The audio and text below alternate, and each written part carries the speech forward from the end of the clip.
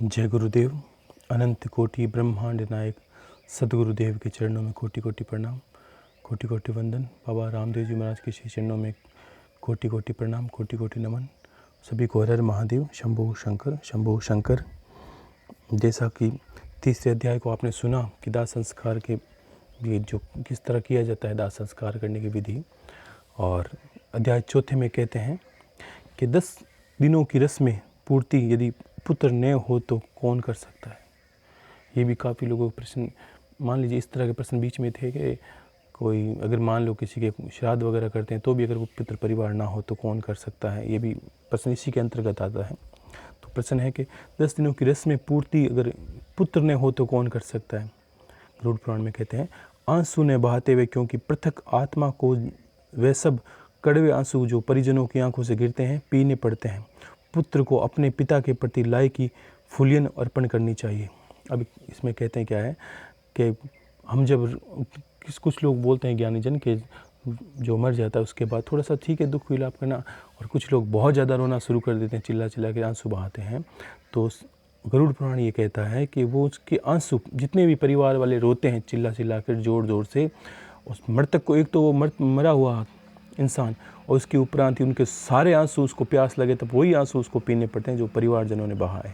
इसलिए गरुड़ पुराण कहता है कि कम से कम विलाप करें। विलाप करना नहीं, आपको अंतर में दुख प्रकट करना है, बाकी विलाप जितना करोगे आपके आंसू मृतक को पीने पड़ेंगे, चाहे वो आपका पिता हो, परिवार हो, दादा हो, दादी हो। पुत्र को अपने पिता की लाई की फूलियन और अर्पण करिए। पिता की जो अंतिम संस्कार वो जो फूलियाँ लाई होती है, वो चीज़ें प्रदान कर जो हरिद्वार जाके लाई जाती है, वो उनको पुत्र को लेनी चाहिए। जो जन्म लेता है वह मरता है भी अवश्य है। यदि पर किसी के पुत्र नहीं है और धर्मपत्नी, भाई, रिश्तेदार या ब्राह्मण रस्मों को पूरी कर सकता है। देखो, ये कुछ लोगों ने बीच में एक प्रश्न किया था, मुझे याद था, गुरु भाई जी ने बोला था कि प्रश्न ये, अगर कोई मान लीजिए हमारे नाती है, रिश्तेदार हैं, अगर कोई हम करना चाहे, कोई उनके परिवार में है नहीं करना चाहिए, तो देखो कोई भी कर सकता है। इसमें लिखा है किसी के पुत्र नहीं है तो धर्म पत्नी, अगर पत्नी है कर सकती है, भाई है तो कर सकता है, रिश्तेदार है तो भी कर सकते हैं, और नहीं हो तो किसी ब्राह्मण से भी करवा सकते हैं, या कोई ब्राह्मण कर्मकांडी हो वो करना चाहे तो वो करवा सकते हैं, आप उनसे भी करवा सकते हैं। मनु ने कहा है, मनु जी महाराज ने कहा है कि एक ही पिता से अनेक पुत्रों में यदि एक पुत्र के ही एक के ही पुत्र हो, मान लो 5 भाई है, उनमें से किसी एक के पुत्र हो तो वे सभी भाइयों का पुत्र माना जाता है। ठीक वैसे ही जैसे पांडु में अपने तो परीक्षित जी थे, वैसे ही उनका वंशज हो गया। अगर 4-5 भाई हैं, उनमें एक पुत्र किसी एक के ही है तो एक पुत्र सबके जो लास्ट का कार्य है, जो हम रस्में जो सारी है वो पूरी कर सकता है। अनेक पुत्र होते हुए भी केवल एक ही सब रस्में श्राद्ध पूरी करेगा। इन दिनों की रस्मों में किसी मंत्र का उच्चारण नहीं करना चाहिए। इसलिए श्राद्ध पक्ष में, पितृपक्ष में कुछ लोगों ने बीच में किसी ने, गुरु भाई जी ने कहा कि कोई प्रश्न है, किसी ने कहा कि हम पितृ गायत्री करते हैं, पितरों के खिलाफ कुछ नहीं करना। देखो, पितृ कर्म और अंतिम संस्कार कर्म, इनमें कर्म को ही महत्व दिया गया है, ठीक है ना। इसमें मंत्रों किसी तरह का उच्चारण आपको करना ही नहीं है। जितना इनके प्रति करेंगे आप, इनकी आत्मा को शांति मिलेगी और आपके भी परिवार का यश बढ़ेगा और उनका आशीर्वाद पितरों का आपको प्राप्त होगा। 10 दिनों की रस्में पुत्र को ही करनी चाहिए। यदि सबसे बड़ा पुत्र का मरण हो जाता है तो पिता जो अभी जीवित है मोह विवश रस्म को पूरी नहीं कर सकता। 10 दिन के श्राद्ध परिवार के नाम में होते हैं। 10 दिन के श्राद्ध परिवार के नाम में होते हैं। इसलिए यदि पिता की संपत्ति का बंटवारा हो चुका है तो 10 दिन की रस्में श्राद्ध एक ही पुत्र द्वारा होगी, परंतु वार्षिक श्राद्ध सब भाई अलग अलग कर सकते हैं। कहने मतलब है कि अगर मान लीजिए कि एक पुत्र करता है, 4 पुत्र हैं एक पिता के और अलग अलग रहते हैं, लेकिन अंतिम संस्कार का विधान तो एक ही के पुत्र के ही घर पे होगा, ठीक है ना। एक पुत्र ही कर सकता है।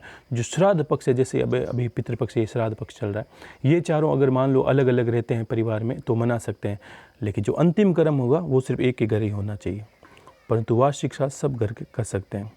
पुत्र श्रद्धापूर्वक 10 दिनों की रस्मों की पूर्ति में एक समय भोजन, जमीन पर सोना और शुद्ध आचरण रखना चाहिए। ये भी चीज़ें आजकल लोग करते नहीं हैं।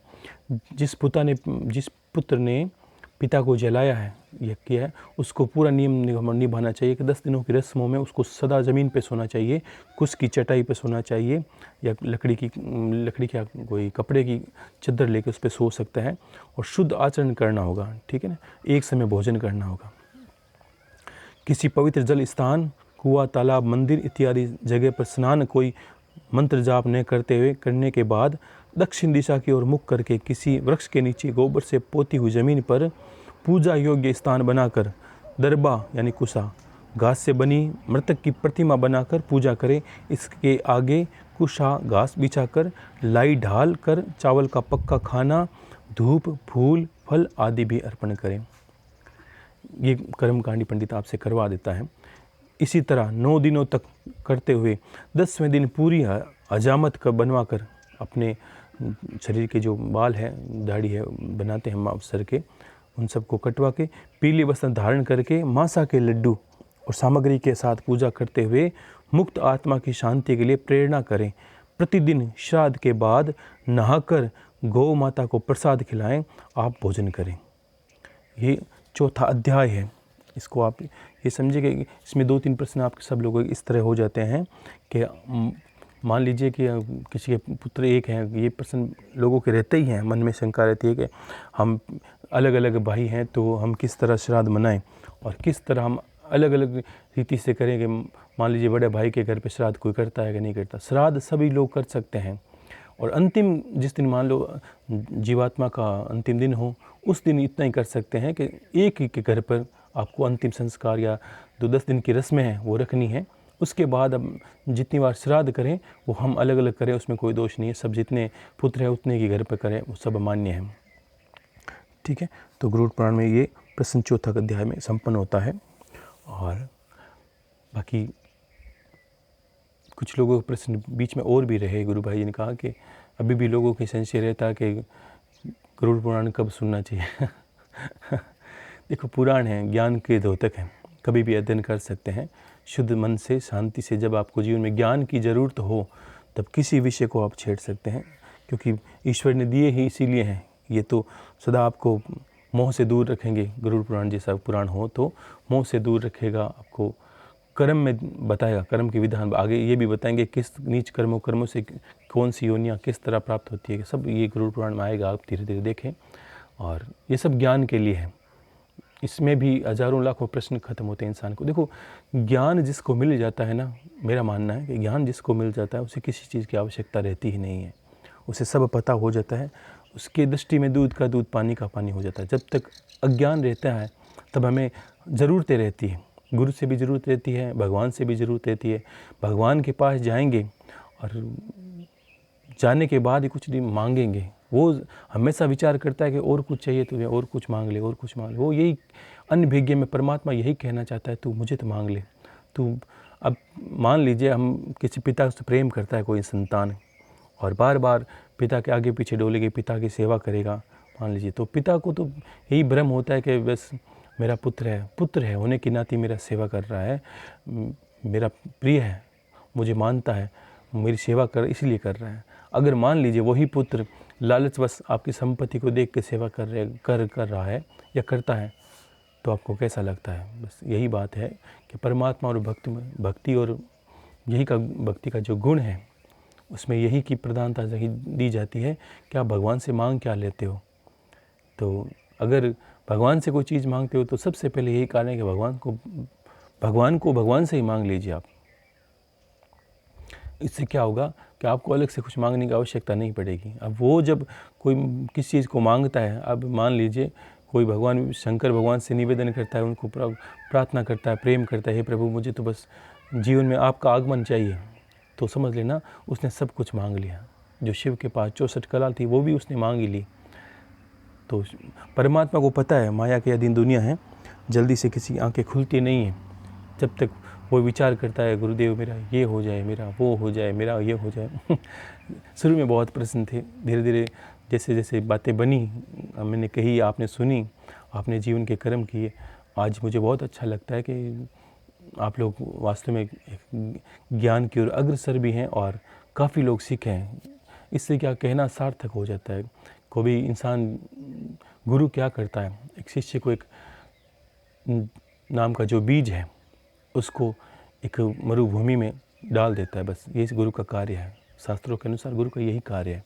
उसको सींचता है ज्ञान से, वो जल से सींचते हैं पौधे को, और गुरु ज्ञान से उसको सींचता है, उसको रोज़ नई बात बताता है, नई चीज़ बताता है, दलदल से निकालने की कोशिश करता है। वो कुछ कहेगा, वो छटपटाएगा, गुरुदेव मेरा ये हो जाए। वो गुरु को ध्यान है, ये पता होता है कि नहीं इसकी ये मांगता कुछ और है, इसकी ज़रूरत कुछ और है, उसको पता नहीं है अभी उसको मांगना क्या चाहिए, क्यों अबोध है वो। इसलिए गुरु हमेशा वही कार्य करता है जिससे वो पेड़ बढ़े, और धीरे धीरे वो ज्ञान रूपी जो जल है उसमें डालता जाएगा। जितना जल डलेगा वो शिष्य की शाखा निकल कर ऊपर आ जाएगी, और एक दिन गुरु की भांति ही वो शिष्य सामने वृक्ष की भांति खड़ा रहेगा, ज्ञान रूपी वृक्ष के रूप में। और यही तो परमात्मा का स्वरूप है।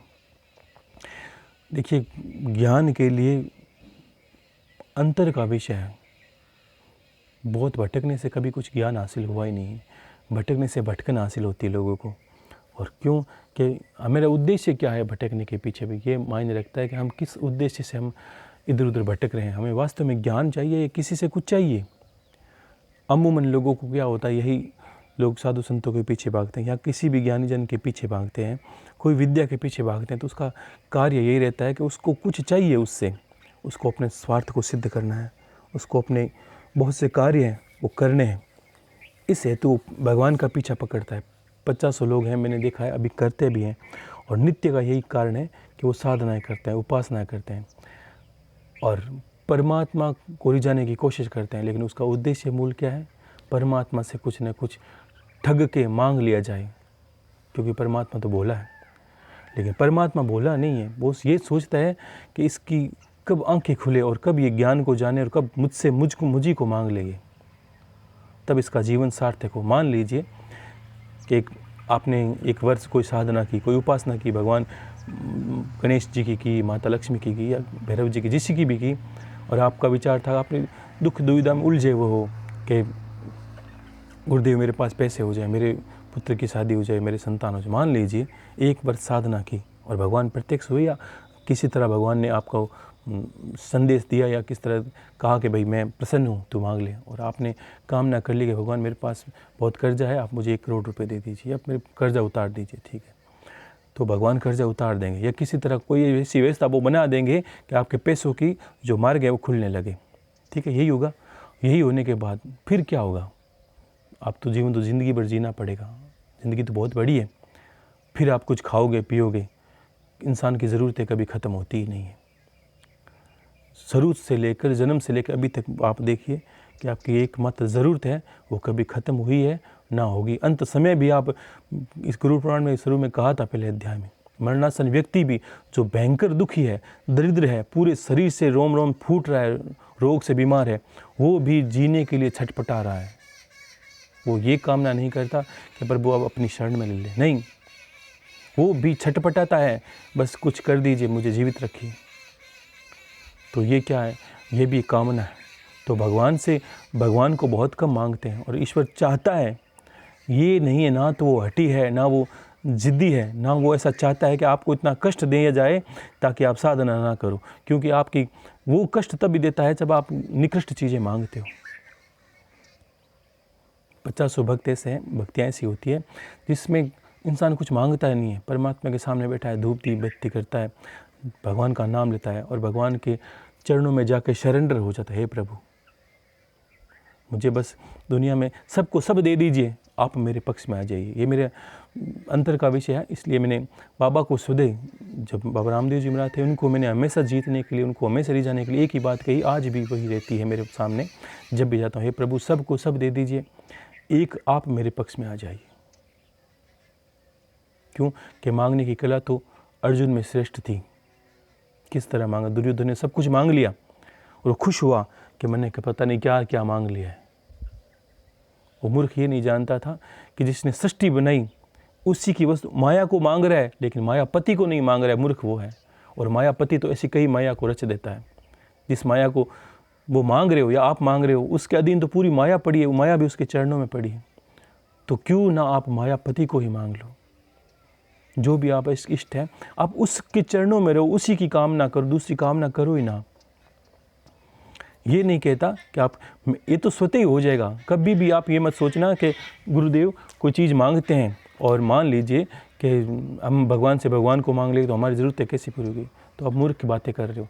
जब हम भगवान से सबसे पहले कामना करते हैं तो भगवान उल्टा क्या करता है, अपना पिंड छुड़ाने के लिए सबसे पहले वो सांसारिक वस्तु आपको देगा जी भर के, ताकि आप उलझे रहो उसमें और आप उसको ना मांगो। कभी किसी भी परम भक्ति की बात सुनोगे तो आपको यही पता चलेगा, भगवान से वो कुछ गहन चीज़ मांगेगा तो भगवान उल्टा ये घुमा देंगे, नहीं तू संपत्ति ले ले, तू ले पुत्र ले ले, तू राज अधिकार ले ले। उस राजा की बात ही कितना, एक ऐसा कोई भक्त कितना गुणी था। इस एक राजा की बात आपने सबने सुनी कि भगवान शंकर का परम भक्त हुआ, और कितनी श्रेष्ठ कथा है वो छोटी सी। और कामना क्या की, भगवान ने कहा तू राज अधिकारी है और ज़्यादा संपत्ति मांग ले। कि नहीं प्रभु, मुझे आपके दर्शन चाहिए। आपके दर्शन भी यही चाहिए, इस तरह चाहिए कि आप अगर मुझे कुछ देना चाहते हो तो मैं चाहता हूँ सबको दर्शन दे दे। लेकिन भगवान को तो पता था कि सबके कर्मों में पत्थर पड़े हैं, वो कैसे मांग सकते हैं मुझे। और सत्य, इतनी सत्य कथा होने के बाद भी सब राजा ने ये भी कह दिया कि जाओ आगे देखो, मूर्खों इधर उधर मत देखो, आप आगे महादेव खड़े हैं, आप चलो मेरे साथ, जो साक्षात संसार के कर्ता धर्ता सृष्टि के जनक हैं, साक्षात शिव कोई खड़े हैं आगे, और आप इधर उधर उलझे हो। तो भी दुनिया इतनी मत भ्रष्ट है, अपने कर्मों में इतनी माया में उलझी हुई है। कोई चांदी के सिक्के बटोर रहा है, कोई तांबे के मोहरे बटोर रहा है, कोई सोने के पीछे लग गया। यहाँ तक कि राजा की रानी भी गहनों के पीछे लग गई, हीरे जवाहरात के पीछे लग गई। तो इस कथा का अर्थ यही निकल रहा था कि किसी को कुछ चाहिए नहीं परमात्मा से कोई, जिसने माया रची है, सृष्टि का जन्म आगे गुरु पुराण भी बता देगा कि आपको किस तरह सृष्टि का जन्म हुआ। कहते हैं कि सात्विक रूप में भगवान, ब्रह्म रूप में, रजोगुण के रूप में विष्णु, और तमोगुण के रूप में शिव, और चौथी है माया। ये चारों से सृष्टि रची है। पर ब्रह्म है, इन पर ब्रह्म इन चारों को रचा है, और इन चारों ने सृष्टि का निर्माण किया है। तो परमात्मा की बनाई हुई माया को मांगते हो और परमात्मा को छोड़ते हो तो आपके पक्ष में, आपकी पलड़े में दुर्योधन की बाती कुछ नहीं रहेगा। अंतिम में निर्दोष बनो। एक श्लोक है दोष के पर कि कंचन में क्या दो। ये गरीबदास जी एक बहुत बड़े संत थे, मुझे याद आ गया श्लोक, बहुत ही परम प्रिय श्लोक है कि कंचन में यही दोष कि वासना ना धरी नाथ, कस्तूरी में यही दोष रूप उन पायो है।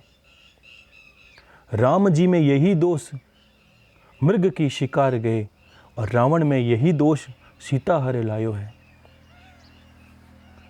इंद्र में यही दोष गौतम के घर गयो, कुंती में यही दोष कंवारी के आयो है। गांधारी में यही दोष कौरव कुल खपायो है, और चंद्रमा में यही दोष गुरु घर आयो है।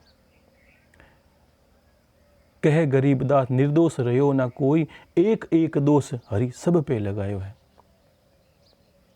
तो कोई भी बड़ा संत तो भी दोष तो रह ही जाता है, लेकिन निर्दोष बनने के लिए एक ही कामना सबसे है, क्योंकि आप परमात्मा की शरण में जाओ, उस सिद्ध जिससे आपको संपर्क रहना। कोई इसमें बीच वाला नहीं होता है ना, कोई गुरु आपको एक रास्ता बताता है, उस रास्ते पर चलना होता है, बाकी गुरु का कोई कार्य नहीं। आप गुरु को समर्पित हो, गुरु अगर मांगता है तो कुछ करिए, गुरु कहता है तो कुछ करिए। उसके अलावा गुरु आपको अगर बार बार चिल्ला के यही कह रहा है परमात्मा की शरण में जाओ, तो आप रुको ही मत, मूर्ख हो आप, रुको तो बस आप भक्ति करते रहो। ये कामनाएं, ये तो अंतर में यही आशीर्वाद आता है। मैं पूजा पाठ करता हूँ गुरुदेव के नाम से या गुरु महादेव के नाम से, तो सतत यही कहता हूँ कि आपकी कामना ऐसे ही पूरी हो जाए। बस आप अपने रास्ते चलो, बाकी आपकी कामना धीरे धीरे पूरी हो जाएगी। और जिसका अंत ही नहीं है, कितनी पूरी करोगे। जब संतान नहीं होती तब वो कहता है हे भगवान एक संतान हो जाए। अब संतान हो गई, हे प्रभु इसकी संतान की शादी हो जाए। ठीक है, शादी हो गई। हे प्रभु मेरी बहू है वो अच्छी हो जाए, किसी तरह वो अच्छी हो गई। संतान की संतान हो गई, उसकी एक ऐसे तो हज़ारों का तो आपको कह चुका हूँ, लेकिन नारद जी की बात कितनी अच्छी थी कि एक भक्त को लेकर, उसमें भी एक वो सेठ साहूकार था मेरे पास, पोते की शादी हो जाए, उसकी विवाह हो जाए, उसकी बहू को देख लो। तो ये ख़त्म होने वाला नहीं। एक पेड़ की कोई शाखाएँ टहनियाँ ख़त्म हो तो आपकी कामनाएँ ख़त्म होगी। आपको धीरज धरना है, आप धीरज धरोगे वहीं परमात्मा का वास है। ठीक है ना।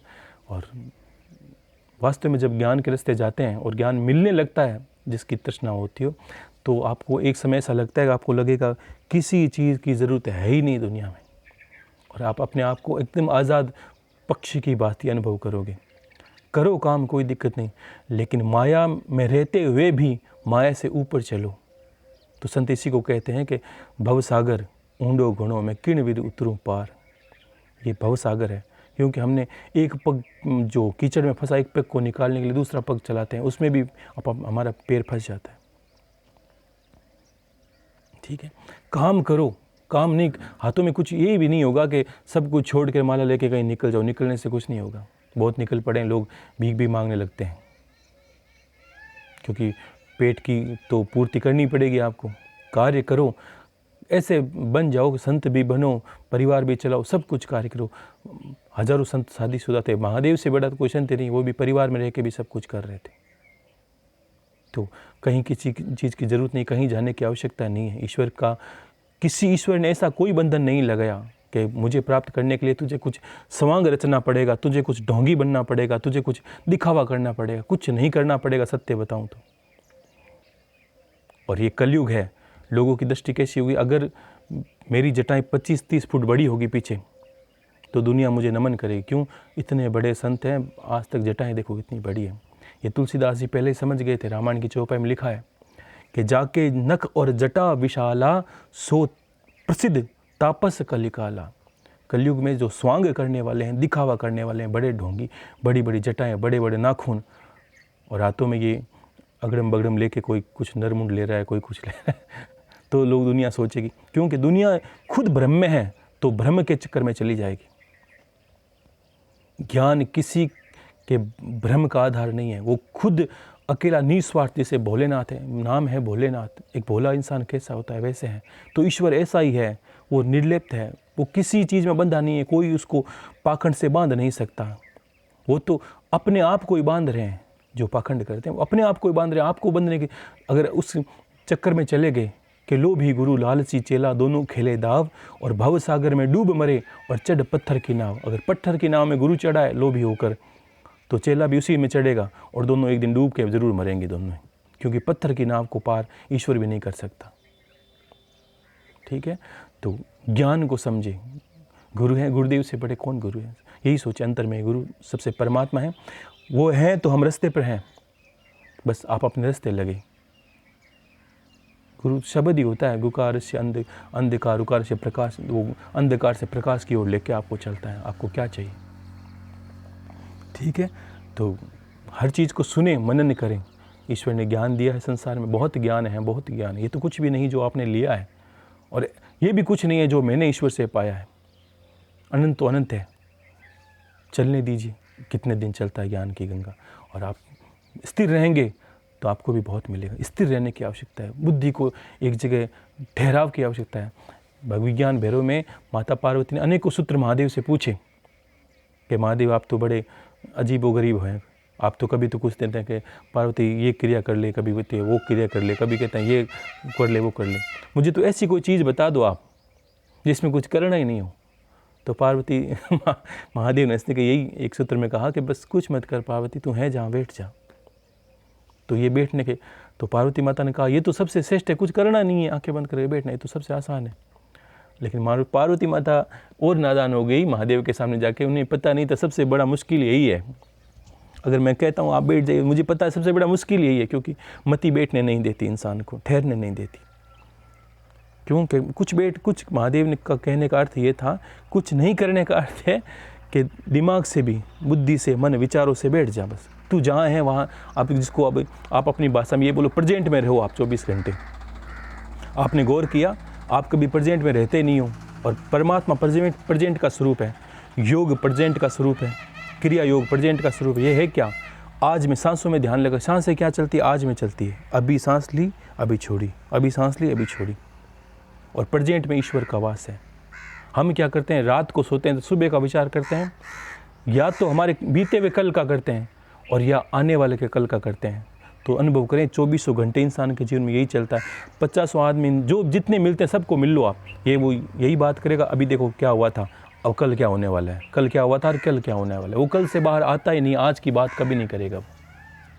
ये भी लोगों के दुख का कारण ही है। ना वो बीते हुए कल को बदल सकता है, ना आने वाले कल पे उसका कोई जोर चलेगा। ठीक है, तो जिस पे और दोनों चीज़ों में उसका कुछ कार्य नहीं है। अगर कल कोई बीत गई वो बात को सही कर नहीं सकता, और आने वाले कल उसका हाथ में नहीं है, उसकी कोशिश कर रहा है। तो सबसे पहले कर्म क्या करता है, आज का कर्म करेंगे, वो कल निर्धारित करेगा कि आपके साथ क्या होगा। इससे तो आप अपना भविष्य बदल सकते हैं। ठीक है, हरे महादेव, शंभो शंकर, शंभो शंकर।